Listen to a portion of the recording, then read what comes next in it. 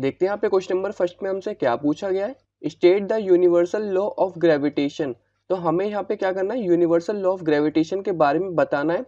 तो देखते हैं यहाँ पे पहले पॉइंट में क्या लिखा है, according the universal law of gravitation the force between two bodies is directly proportional to the product of their masses.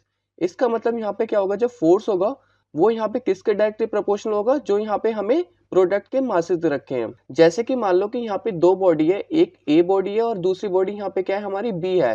तो इसको हम यहाँ पे m1 मास मानेंगे और इसका यहाँ पे m2 मास मानेंगे। तो ये किसका डायरेक्टली प्रोपोर्शनल होगा, m1 एंड m2। तो यहाँ पे m1 m2 हम लिख सकते हैं, क्योंकि यहाँ पे हमसे बोला गया था जो फोर्स है वो यहाँ पे क्या है, डायरेक्टली प्रोपोर्शनल है उनके मासेस से। तो जो बॉडीज है वहाँ पे दो बॉडीज थी, तो यहाँ पे दो मासेस होंगे हमारे m1 एंड m2। अब बात कर लेते हैं यहाँ पे सेकंड पॉइंट की, the force between two bodies is inversely proportional to the square of the distance between them.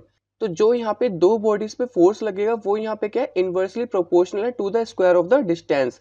तो इसका मतलब जो यहाँ पे दो बॉडीज के जो डिस्टेंस के बीच की दूरी थी, हम उसको यहाँ पे क्या मान लेते हैं, आर मान लेते हैं।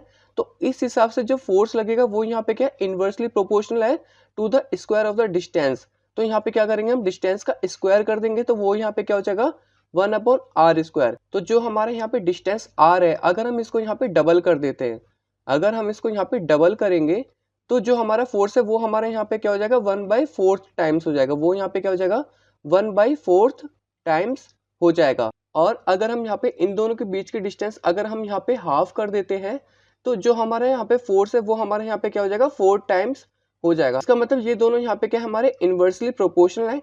होप आपको ये वाला क्वेश्चन समझ में आ गया होगा। अब हम चलते हैं अपने नेक्स्ट क्वेश्चन की तरफ।